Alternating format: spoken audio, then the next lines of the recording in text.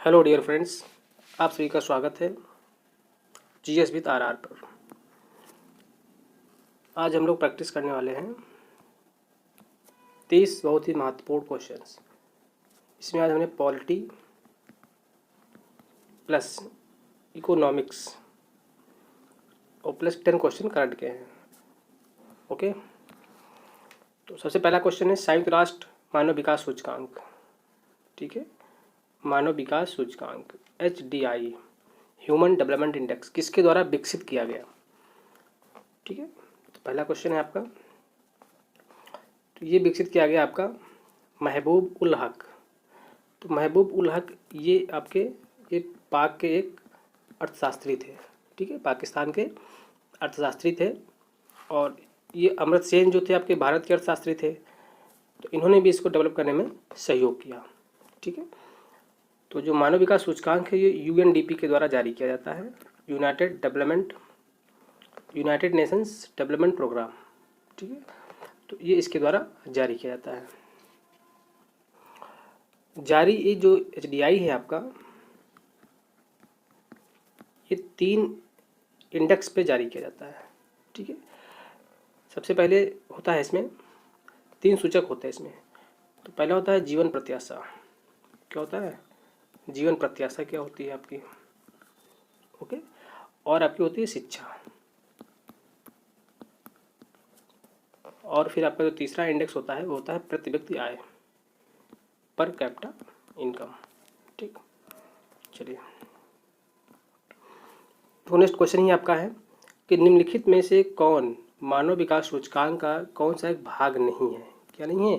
भाग नहीं है। ठीक है, तो इसमें कौन सा आपका भाग नहीं है?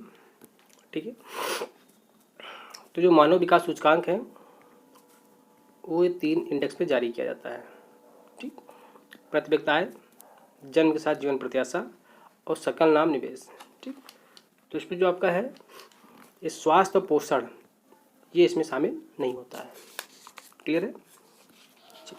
नेक्स्ट क्वेश्चन है आपका थर्ड नंबर क्वेश्चन है आपका, HDI की गणना में जन्म के समय जीवन प्रत्याशा के लिए अधिकतम मान और न्यूनतम मान क्या होता है।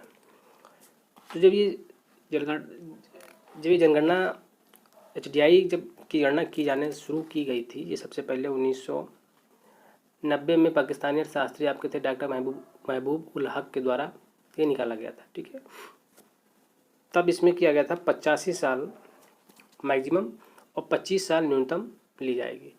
बट इसमें HDI 2016 में थोड़ी इसमें चेंजिंग कर दी गई थी। अब इसमें 85 साल मैक्सिमम और 20 साल मिनिमम एज ली जाती है। ठीक है, तो अभी 85-20 है और पहले इसमें 85-25 कर दिया गया था। ठीक है, अगला क्वेश्चन है आपका, नेक्स्ट क्वेश्चन है UNDP का जो बहुआयामी निर्धनता सूचकांक होता है। ठीक है, बहुआयामी निर्धनता सूचकांक। ठीक है, इसे MPI कहते हैं।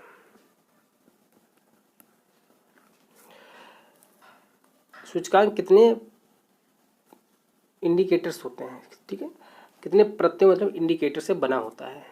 तो कितने बना होता है? 10 इंडिकेटर होते हैं। ठीक है, तो HDI जो आपका होता है उसमें कितने इंडिकेटर होते हैं? 3 होते हैं। सबसे पहले आपका होता है हेल्थ, स्वास्थ्य। तो स्वास्थ्य के अंतर्गत इसमें 2 इंडिकेटर होते हैं। एक आपका होता है बाल मृत्यु दर।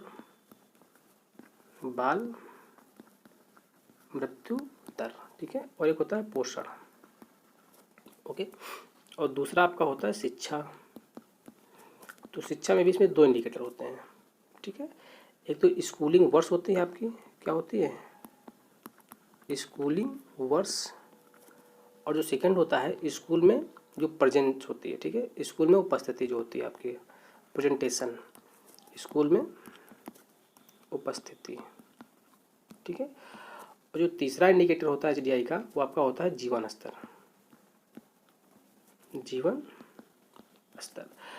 तो जीवन स्तर में आपके होते हैं 6 इंडिकेटर। ठीक है, कौन कौन से होते हैं? भोजन पकाने का ईंधन कैसा है आपके पास? ठीक है, भोजन पकाने का ईंधन कैसा है आपके पास? स्वच्छता, ओके, पेयजल, पेयजल, विद्युत, ओके, आवासीय फर्श और परिसंपत्ति। तो ये 6 इंडिकेटर होते हैं आपके जीवन स्तर पर, और शिक्षा पे 2 होते हैं, ठीक है, और स्वास्थ्य पे 2 होते हैं। तो टोटल कितने हो गए? 10। तो टोटल जो MPI आपका बनता है बहुआयामी निर्धनता सूचकांक में कितने इंडिकेटर्स से बना होता है? 10 इंडिकेटर से बना होता है, ठीक है। चलिए अगला क्वेश्चन है आपका, मानव निर्धनता सूचकांक किस वर्ष की मानव विकास रिपोर्ट में प्रस्तुत किया गया था? ठीक है, तो ये आपका क्या गया था? 1997 में, ओके।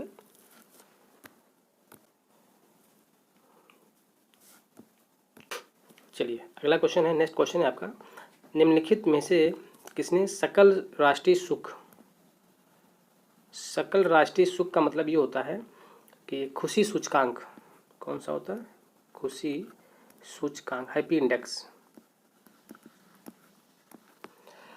तो खुशी सूचकांक को नापने के लिए प्रगति सूचक का किसने चुना? किस देश ने इसको डेवलप किया था? तो ये थे आपके भूटान। हमेशा भूटान टॉप पे आता है इसमें, ठीक है। जो ग्रास, ठीक है, नेशनल हैप्पीनेस जो इंडेक्स होता है, इसमें जो आपका भूटान होता है टॉप पे आता है। भूटान के नरेश थे उसमें जिंगमे सिंघिये वांगचुक, एक नरेश थे उसमें वांगचुक, उन्होंने इसको डेवलप किया था। तो जो ये राष्ट्रीय सुख जो फाइंड किया था, इसमें 3 तत्व शामिल होते हैं। कितने तत्व होते हैं? 3 तत्वों को शामिल करके निकाला जाता है। तो सबसे पहले होता है जीवन संतुष्टि, जीवन संतुष्टि, ठीक है। और जो दूसरा होता है संभावित आयु, संभावित आयु। जो तीसरा इंडिकेटर होता है वो होता है पर्यावरण, ठीक। तो जो सकल राष्ट्रीय सुख जो होता है उसमें 3 इंडिकेटर होते हैं। कौन कौन से होते हैं? जीवन संतुष्टि,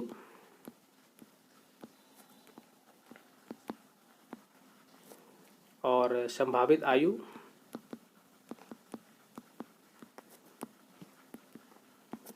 और पर्यावरण, ठीक। चलिए नेक्स्ट क्वेश्चन है आपका, भारत के किस राज्य ने मानव विकास प्रतिवेदनों का प्रकाशन सर्वप्रथम किसने किया था? ठीक है, तो इसमें सबसे पहले किया था मध्य प्रदेश ने।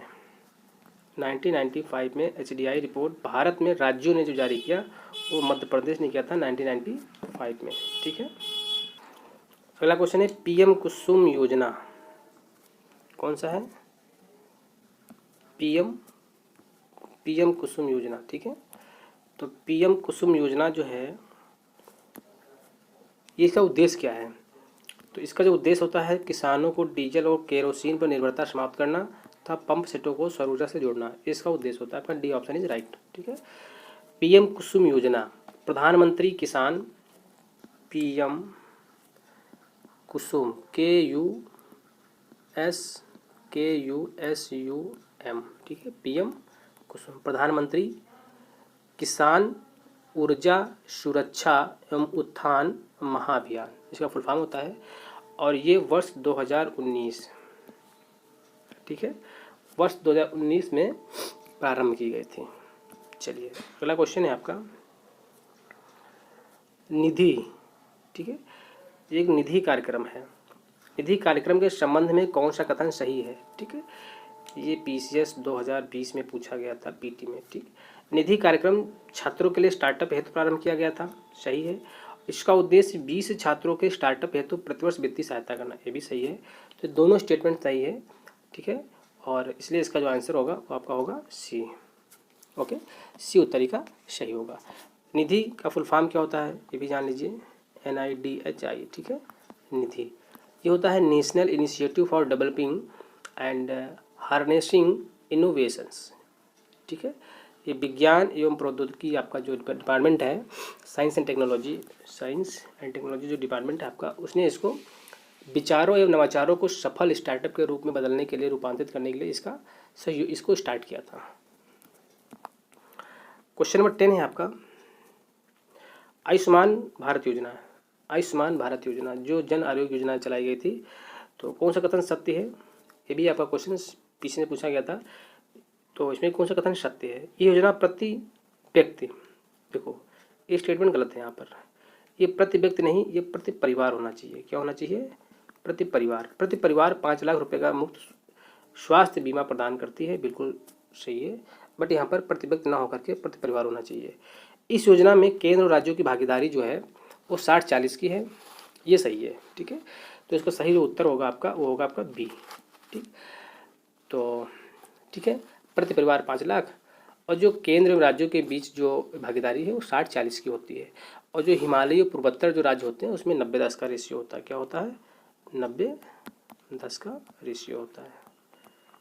ठीक, चलिए नेक्स्ट। अभी यहाँ पॉलिटी से स्टार्ट हो गए क्वेश्चन, बहुत ही महत्वपूर्ण क्वेश्चन है पॉलिटी के। भारत सरकार को कानूनी विषयों पर परामर्श कौन देता है? ठीक है, तो ये देता है भारत के अटॉर्नी जनरल। कौन देते हैं? Attorney general. ठीक है, अटॉर्नी जनरल आपको परामर्श देते हैं।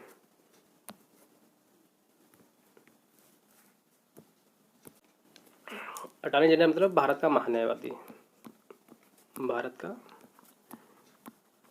महान्यायवादी। ये आपका है आर्टिकल 76 में इसका प्रावधान किया गया है। ठीक है, 76 में इसका प्रावधान किया गया है। ये भारत का प्रथम विधि अधिकारी होता है। भारत के राष्ट्रपति के द्वारा इसकी नियुक्ति की जाती है। किसके द्वारा?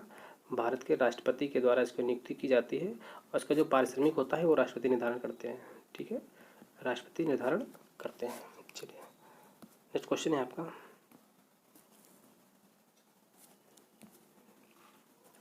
भारत का महान्यायवादी के संबंध में विचार करना है। लोकसभा की कार्यवाही में भाग ले सकता है? बिल्कुल ले सकता है। लोकसभा की किसी समिति का सदस्य हो सकता है? बिल्कुल हो सकता है। लोकसभा में बोल सकता है? बिल्कुल बोल सकता है।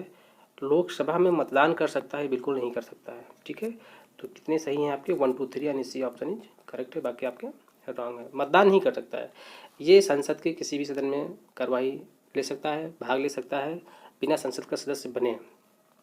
ठीक है, और बोल सकता है, समिति का सदस्य बन सकता है, बट मतदान नहीं कर सकता है। चलिए नेक्स्ट क्वेश्चन है, कानूनी विषयों पर राज्य सरकार, जैसे केंद्र सरकार में जो आपका देता है, आपका कौन देता है? केंद्र सरकार का, केंद्र सरकार को जो कानूनी सलाहकार देता है वो आपका होता है भारत का महान्यायवादी, आर्टिकल 76। उसी तरह कानूनी विषयों पर राज्य सरकार को परामर्श कौन देता है?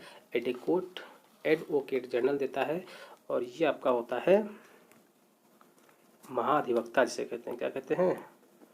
महाधिवक्ता। और ये किसी भी राज्य सरकार या किसी भी स्टेट का प्रथम विधि अधिकारी होता है। ठीक है, सर्वोच्च अधिकारी होता है, सर्वोच्च विधि अधिकारी होता है, और हाई कोर्ट या सुप्रीम कोर्ट में जो राज्य की तरफ से जो केसेस होते हैं वहाँ पर ये प्रेजेंट होता है।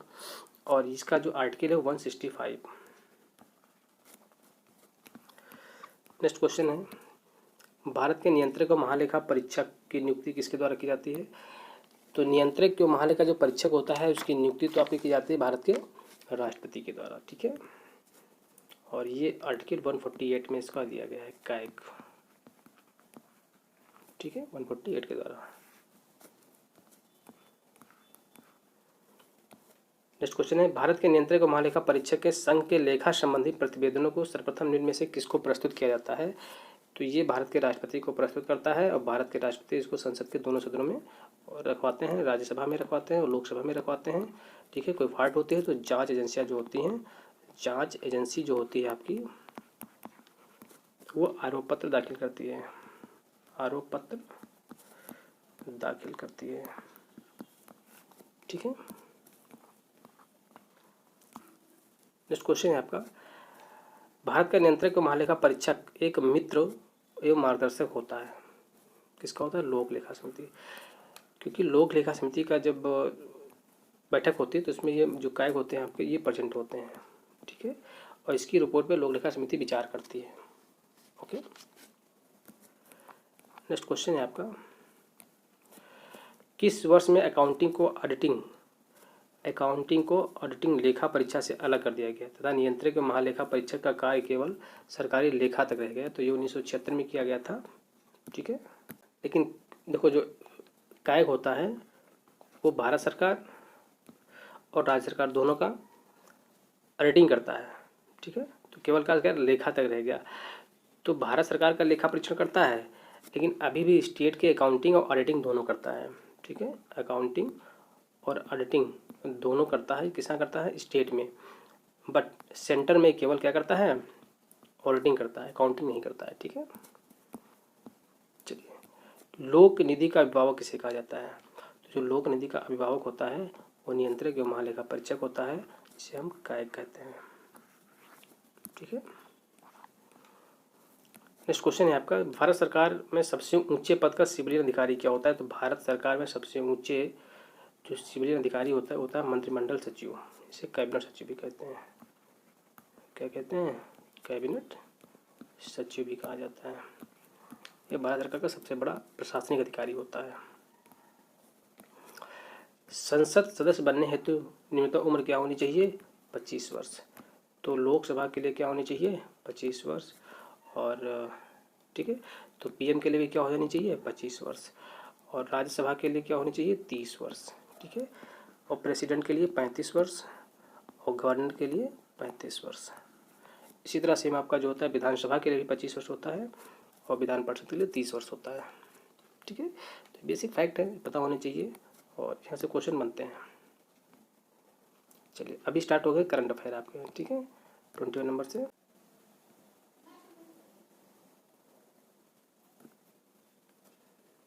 चलिए, नेक्स्ट क्वेश्चन है आपका कि राष्ट्रीय स्तर पर जागरूकता कार्यक्रम संभव 2021 कौन सा है?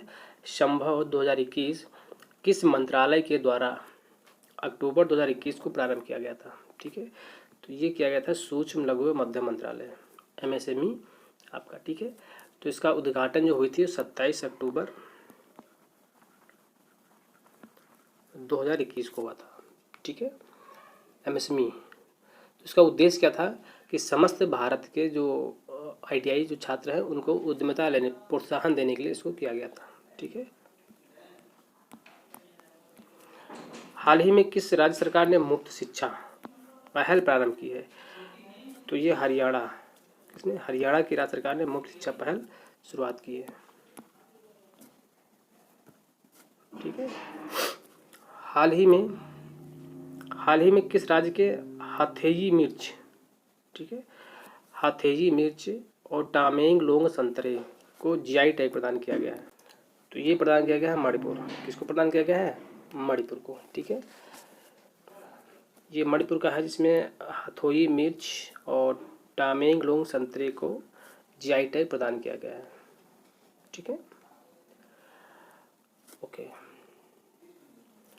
जो मणिपुर का एक ज़िला है टामेंगलोंग, तो इसे ऑरेंज बाउल कहा जाता है, ठीक है। क्या कहा जाता है? ऑरेंज बाउल कहा जाता है।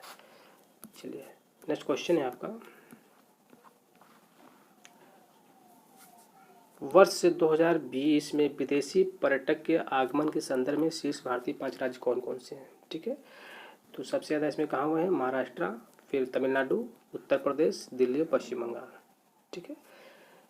तो वर्ष 2020 में जो टोटल पर्यटक आए थे वो 2.74 मिलियन आए थे, ठीक है। 2019 के सापेक्ष 2020 में 74.9% की वृद्धि देखी गई थी, ठीक। पर्यटक सबसे ज़्यादा कहाँ से आए थे? सबसे ज़्यादा किस देश से आए थे? तो सबसे ज़्यादा आपके आए थे बांग्लादेश। कहाँ से थे? बांग्लादेश। और फिर आपका था US से, ठीक है। तो ये भी क्वेश्चन पूछा जा सकता है कि भारत में सबसे ज़्यादा पर्यटक किस देश से आए थे, ठीक है। और एक क्वेश्चन ये बन जाएगा आपका कि तमिलनाडु जो 2020 में घरेलू पर्यटक थे तो सबसे ज़्यादा तमिलनाडु के थे, और फिर आपका UP के थे, और फिर आपका कर्नाटक, ठीक है। ये थे आपके। चलिए, अगला क्वेश्चन है आपका कि वर्ष 2020 में विदेशी पर्यटकों के आगमन में शीर्ष राज्य, सॉरी वो ये हट गया, इसका कोई मतलब ही नहीं है, दूसरा लाइन है। ये क्वेश्चन है आपका कि 7 अक्टूबर 2021 को किस राज्य द्वारा राम वनगमन पर्यटन सर्किट का शुभारंभ किया गया, ठीक है। तो ये किया गया छत्तीसगढ़ के द्वारा। कब किया गया? किस राज्य में किया गया? छत्तीसगढ़ के द्वारा। कौन सा? राम वनगमन पर्यटन प्रपथ। और ये किया गया है प्रारंभ छत्तीसगढ़ के मुख्यमंत्री को ने भूपेल बघेल के द्वारा उद्घाटन शुभारंभ किया गया था। और ये माता कौशल्या की नगरी है चंद्रखुरी से, ठीक है। ये 7 अक्टूबर 2021 को किया गया। कब किया गया? 7 अक्टूबर 2021 को किया गया था, ठीक है। चलिए, नेक्स्ट क्वेश्चन है आपका कि वर्ष 2020 में पंजाब के आबकारी विभाग ने अवैध शराब व्यापार और उत्पाद शुल्क से संबंधित अपराधों पर अंकुश लगाने के लिए किस अभियान को शुरू किया है। ठीक है, तो ये ऑपरेशन रेड रोज, क्या है, ऑपरेशन रेड रोज को शुरू किया है।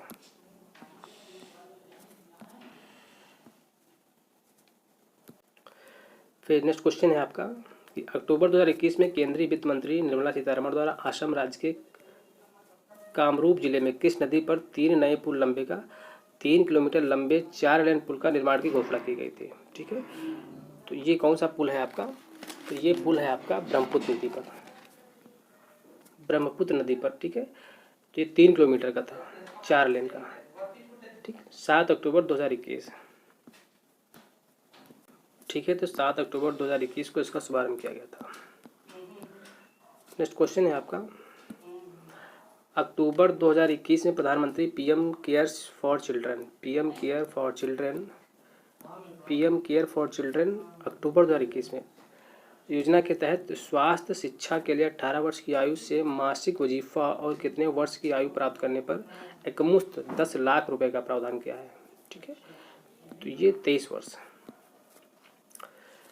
ठीक है, ये जो नोडल मंत्रालय जो होगा महिला एवं बाल विकास, कौन सा है नोडल मंत्रालय आपका, महिला एवं बाल विकास। ठीक है, चलिए अगला क्वेश्चन है आपका, कपड़ा मंत्रालय ने किस वर्ष में क्रेडिट लिंक्ड सब्सिडी योजना, कौन सी है, क्रेडिट लिंक्ड सब्सिडी योजना के रूप में प्रौद्योगिकी उन्नयन निधि योजना TUFS शुरू की थी। ठीक है, तो ये वर्ष 1999 में शुरू की गई थी। ठीक है, चर्चा में क्यों आई है ये, कि संशोधित प्रौद्योगिकी उन्नयन निधि योजना, इसमें संशोधन किया गया है अक्टूबर 2021 में। कब किया गया है, अक्टूबर 2021 में। ठीक है, इसका जो है वो वस्त्र मंत्रालय है, कौन सा है, वस्त्र मंत्रालय इसका नोडल मंत्रालय है। ठीक है,